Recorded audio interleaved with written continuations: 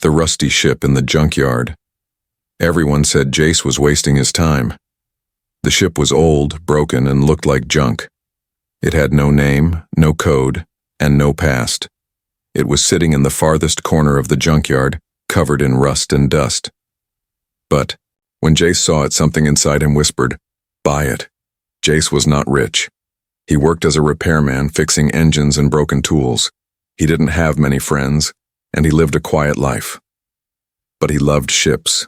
He always dreamed of owning one, not a fast one, not a strong one, just one he could call his own. So when he saw the ship, even though it looked useless, he felt like it was waiting for him. The owner of the junkyard laughed when Jace asked the price. "That thing? It's older than my father's bones. If you can carry it, you can have it," he said. Jace smiled. He signed a few papers, got a tow drone, and brought the rusty ship to his small garage. He didn't know why, but he felt excited. It was like finding treasure no one else could see. The ship had a strange shape. It wasn't like human designs. The curves were smooth but sharp at the same time. It looked more like art than a machine. There were no logos, no signs, and no power. It was cold and silent inside. Jace spent hours trying to open the front hatch. It finally hissed open with a slow breath of air. The inside was dark. Dust floated in the light from his torch. He stepped in carefully. The walls were made of metal he didn't recognize. There were strange symbols everywhere. He took notes, thinking maybe he could sell some parts later if nothing worked. But he didn't want to sell.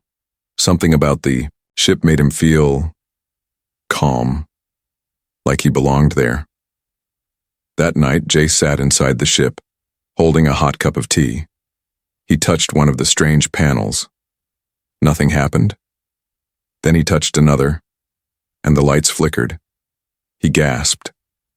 Slowly, soft lights glowed along the hallway. The ship was waking up. He checked the systems. Nothing came up. No engines, no navigation, no voice, just light. Still, it was something. The next day, he called a friend who studied old tech. "Never seen anything like this," the friend said, after checking the pictures. "It's not human, maybe pre-war alien tech. Be careful." Jace didn't stop. He kept working every night, cleaning wires, checking circuits, replacing what he could. He talked to the ship like it could hear him. He didn't know why, but it felt right. One evening, as he was cleaning near the back of the ship, he found a sealed door. It was smooth, with no handle or buttons. He pressed his palm against it, and it lit up. Then with a low hum, it slowly slid open. Behind the door was a small room. It was dark, and there was a strange machine inside. It looked like a pod or bed. Jace walked closer and wiped off the glass surface. And then, he froze. Inside the pod was a girl, not a human girl. Her skin was light blue. Her hair was silver, flowing around her like soft threads. She looked peaceful, like she was sleeping. There were tubes connected to her arms. Her eyes were closed. She didn't move. Jace stepped back, heart racing. He didn't know what to do. Was she alive? Was she dangerous? Why was she inside the ship? He tried to open the pod, but it didn't respond. The panel beside it showed symbols he didn't understand. He sat down, staring at her through the glass. "Who are you?" he whispered. She didn't answer. Jace didn't sleep that night. He kept checking the pod, the ship, the power. He felt nervous and excited. He thought he bought an old piece of junk, but now he had something else, something important, something alive. He didn't know it yet, but the moment he opened that hidden door, everything in his life had changed. Outside, the stars were quiet. But deep in the galaxy, an old signal had been triggered. And something, was listening. The ship was no longer silent, and neither was its secret. Jace had just taken the first step into a world he couldn't imagine, and the alien girl was about to wake up. Jace couldn't stop staring at the girl in the pod. Her skin shimmered like moonlight and her face looked calm, almost too calm for someone who had been trapped for so long. He didn't know how old she was or if she was even alive. But something deep inside him told him she was not dead. For the next 2 days, Jace tried everything to open the pod. He scanned the symbols beside it, hoping they meant something, but they were like a forgotten language. No human database could read them. Then, just as he was about to give up, he brushed his fingers across the panel, and the pod released a soft chime. Steam hissed from the edges. Lights turned green. The cover slowly lifted. Jace stepped back, heart thumping. The alien girl's fingers twitched. Her chest rose as she took a sharp breath. Her silver eyes opened slowly, looking around in confusion. Then her gaze locked on Jace. She sat up fast, pulling away from the tubes. She looked scared. Her lips moved quickly, speaking a language Jace didn't know. Her voice was soft but panicked. I'm not here to hurt you, Jace said, raising his hands. She stared at him, then repeated something. Her voice was shaking. Her eyes darted around, looking for danger. Jace didn't understand her words, but her fear was clear. He pointed to himself. Jace, he said slowly. She blinked. Zura, she replied after a pause, her voice quieter now. Zura. That was her name. She wrapped her arms around herself, shivering. Her body was thin, almost too weak to hold itself up. Jace took off his jacket and offered it to her. She hesitated but accepted it. For a long time they just sat there watching each other in silence. Then she spoke again. Her words were slow, broken, like she was trying hard to remember how to speak Jace's language. War finished? She asked. Jace frowned. War? What war? She looked down. They hunted me. Hide. Ship sleep. Jace realized she had been hiding here asleep for years, maybe decades. She was running from something. From someone. Why? He asked. Zura's hands clenched the jacket tightly. I was chosen. I ran. They angry. He couldn't understand the full story. But it was clear. She had escaped something terrible, and this ship had been her shelter. Suddenly, a loud beep came from the console. Jace jumped up and checked it. The ship's scanners were active. A small alert blinked on the screen. Signal traced. Proximity alert. Something, or someone, was coming. Zura stood, unsteady, and grabbed Jace's arm. Her eyes were wide with fear. They come, she whispered.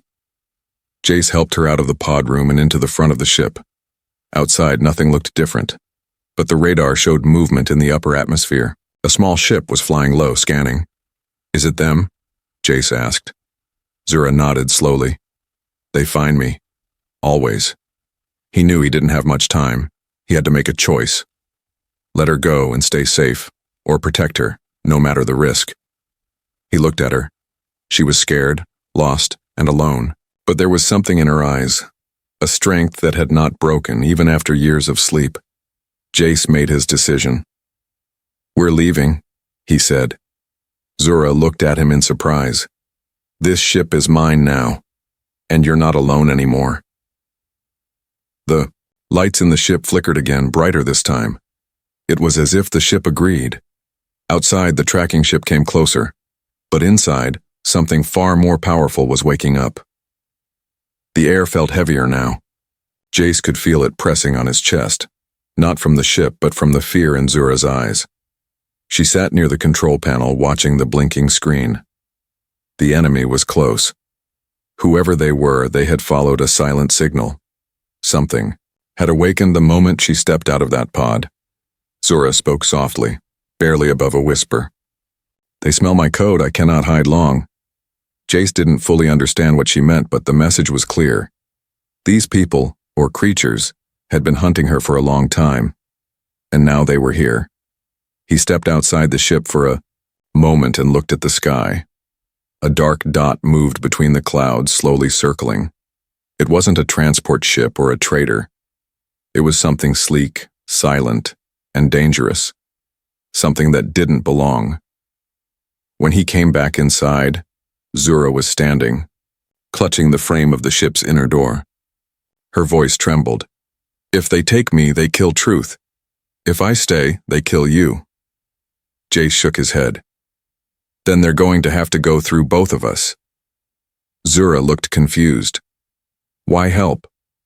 You owe me nothing. Jace took a breath.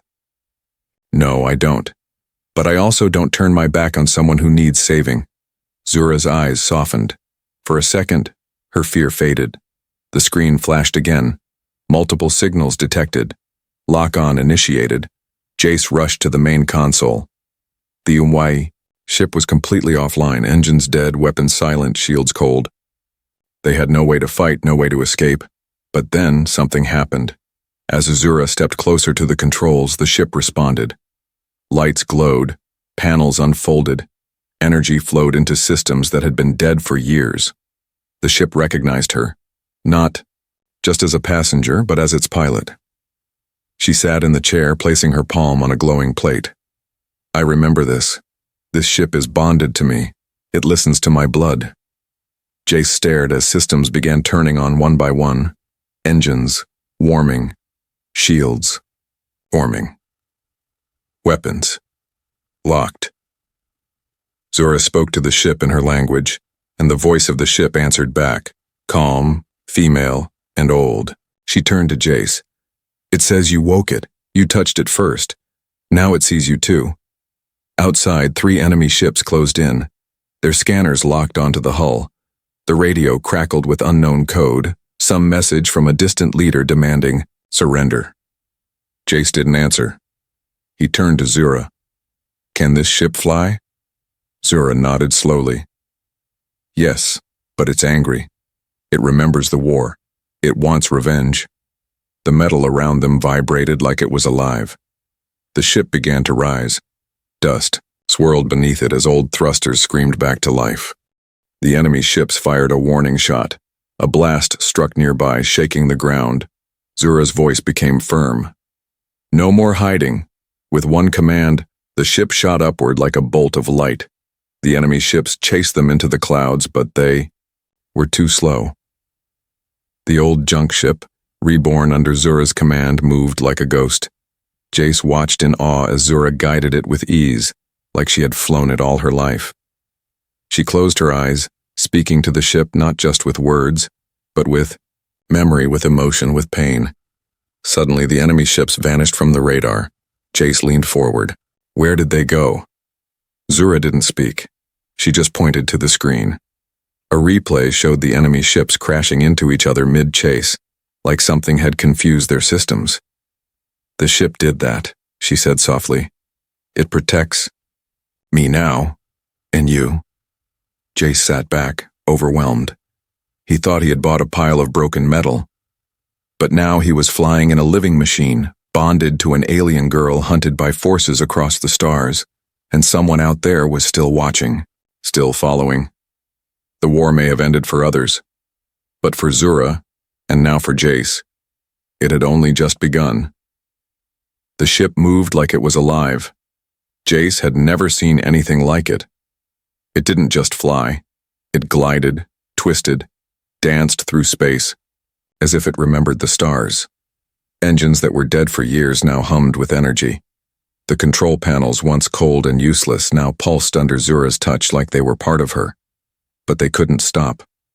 The pursuers hadn't given up. Jace checked the scanners.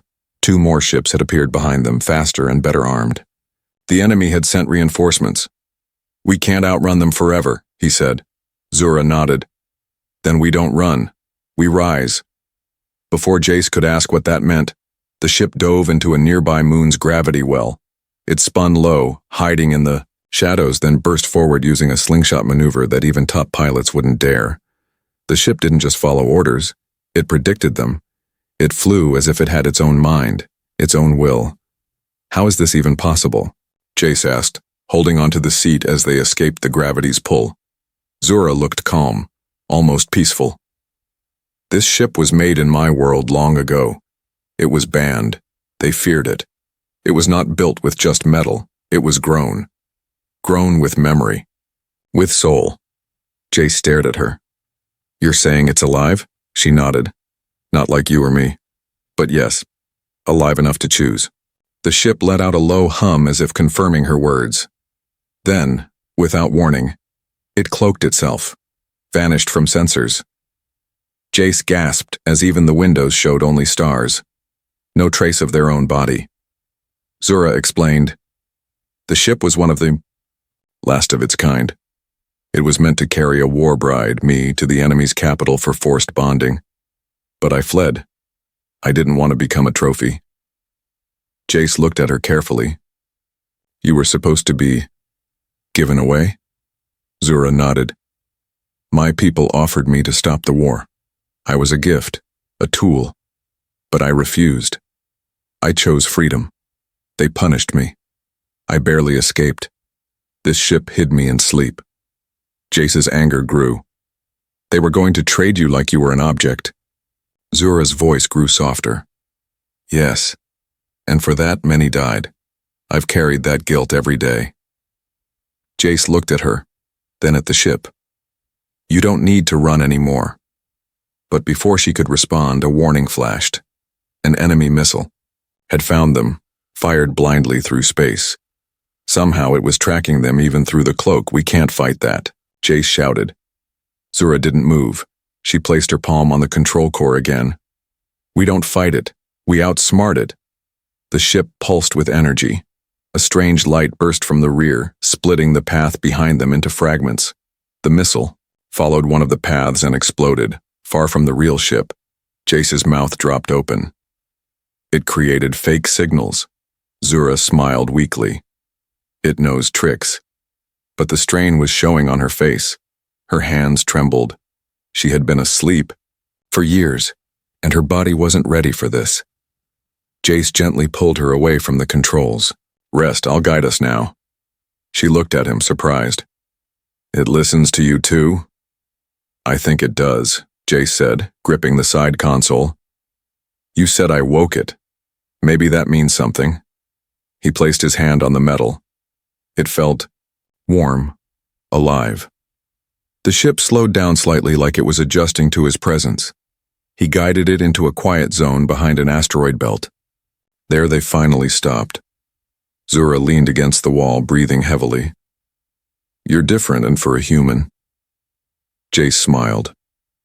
"You're not what I expected either." They both sat in silence, letting the calm wrap around them. Outside, space was dark and quiet, but in the distance danger still moved. Jace knew one thing for sure now. He hadn't just bought a ship. He had stepped into a war he didn't start, bonded with a living weapon, and now carried the last hope of a broken peace, and there was no turning back.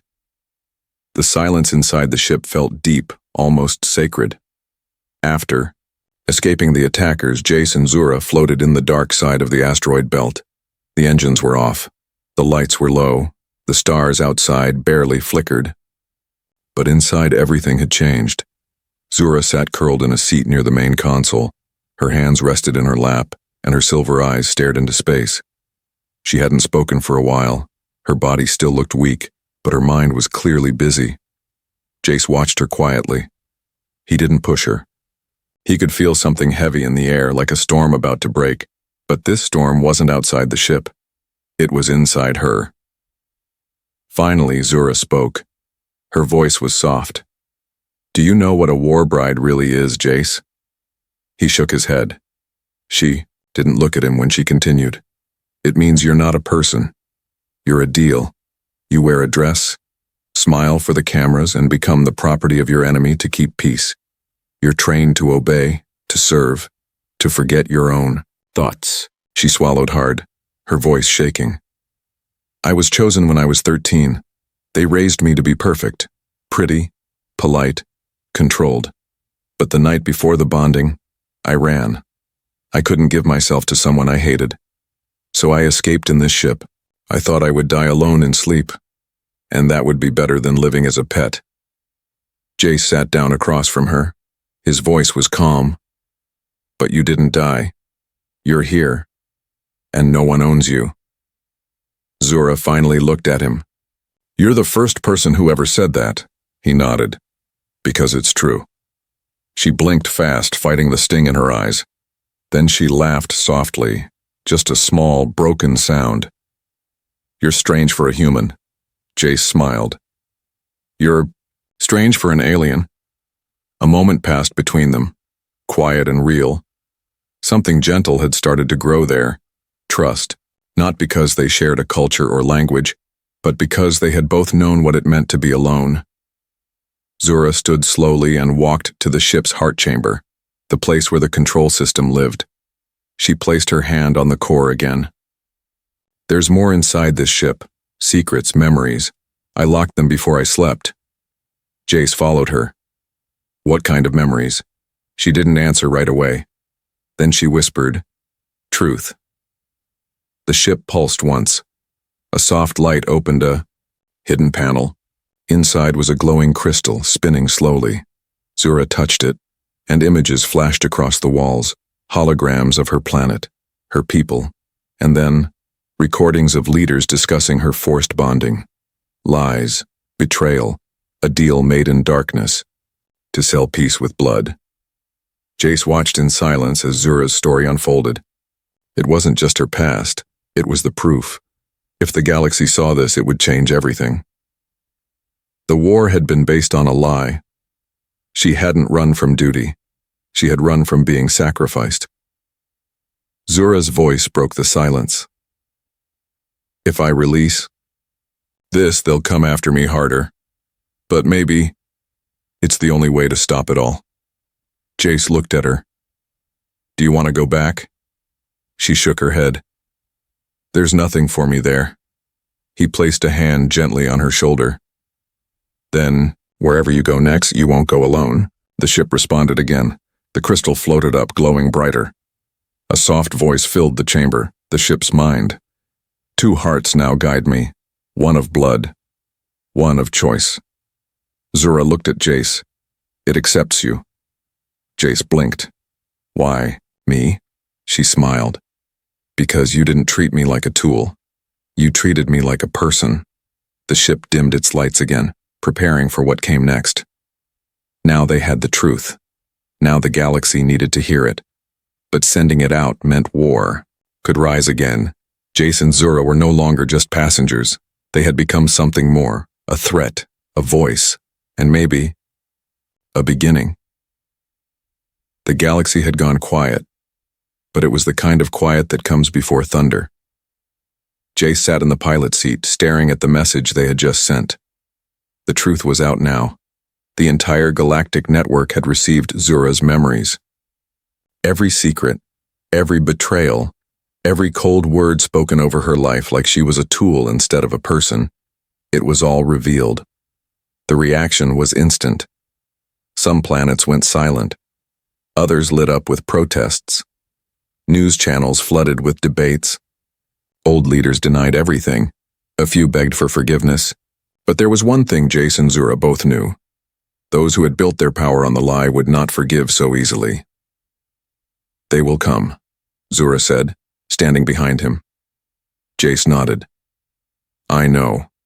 And they will not come to talk?" He looked at her. "Then we don't talk either." The ship sensed it too. It vibrated softly, almost like it was eager to protect, eager to fight. The screen flashed, multiple ships inbound, large ones, armed, no warnings, no demands, just war.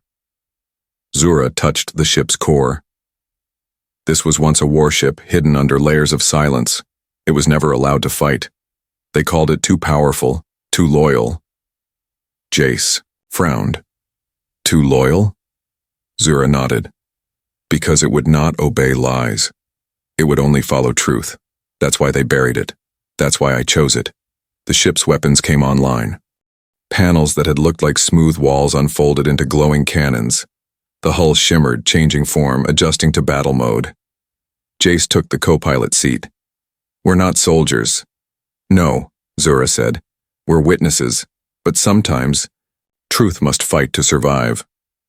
The enemy fleet appeared, 10 ships all armed to destroy.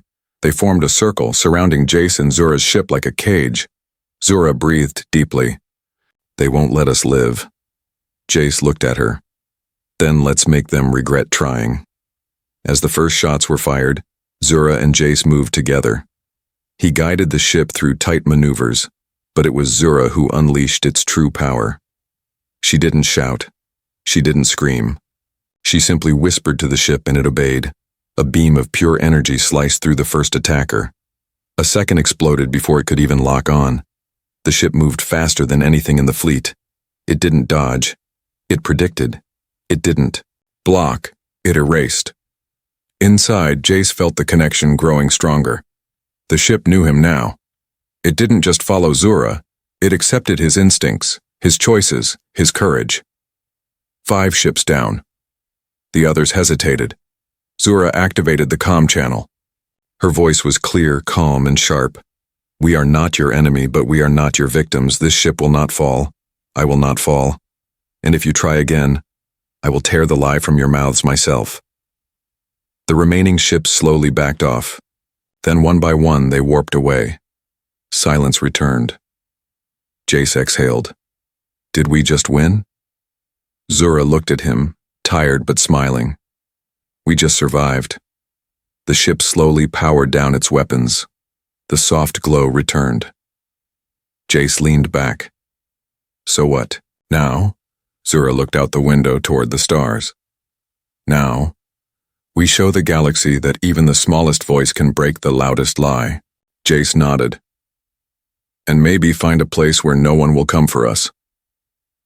Zura glanced at him. With you, I think I already have. And somewhere deep within the ship, the core pulsed gently, like a heart finally at peace. The stars ahead stretched into forever. Jace stood near the viewing panel, watching them drift by like slow-moving fireflies. The battle was over, for now. But he knew peace in the galaxy wasn't real peace. It was thin, fragile, held together by fear, silence, and people like Zura being forgotten. Behind him, footsteps approached. He didn't need to turn. He knew it was her. Zura stopped beside him. Her silver eyes glowed faintly under the soft light of the ship. Her voice was quiet but steady. They sent a message. Jace looked at her. From the capital? Zura nodded. They want me to return. They're calling it a formal invitation. To speak in front of the Galactic Council. They say it's a gesture of peace. Jace didn't trust it. It's a trap. I know, Zura said calmly, but it's also a chance to finish what we started. He turned to face her. If you go back, they'll try to silence you. Maybe, she said, but this time I won't be alone. The silence between them was filled with something heavier than fear. Choice. You don't have to do this, Jace said. We can disappear, find a quiet moon, live free. The galaxy can fix itself. Zura shook her head. If I run again, someone else will be chosen in my place. Someone else will suffer. I already survived. I already escaped. Now I speak. Jace looked into her eyes. Then I go with you. Her lips curved softly. I was hoping you'd say that. Later that day, as the ship approached the diplomatic zone, hundreds of vessels hovered in orbit. The galaxy was watching. Protests and praise filled the networks.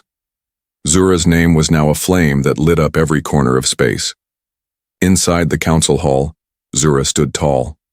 No crown, no chains, no mask. She spoke, not with fury, but with calm, fire. I was never a gift, I was never a deal. I am not something to be traded, hidden, or erased. I am a person. And this is my voice. Jace watched from the edge of the room, heart pounding. The leaders sat silent, some ashamed, some angry, but all listening. The speech shook the stars. In the weeks that followed, the laws began to shift. Forced bonding treaties were canceled. Old leaders stepped down, and for the first time, girls like Zura across the galaxy felt something new. Hope. Back aboard the ship, the warship, once forgotten, now glided peacefully beyond the reach of politics. It had done its duty. But it had also done something greater. It had protected its own. One quiet evening, Jay sat beside Zura in the heart chamber. "You could have been a queen," he joked. She smiled. "I'd rather be free." Then she looked at him, her voice soft. "You changed everything, Jace. Not just for me, for everyone. You didn't see a broken ship or a broken girl. You saw something worth saving." Jace reached for her hand. "You were never broken, just hidden." Zura leaned her head on his shoulder. "Where will we go now?" He grinned. "Wherever the stars let us." And with that, the ship opened, its sails of light once more guided by a runaway bride, a fearless human, and a bond that no fleet could break. Together they didn't just fly, they soared.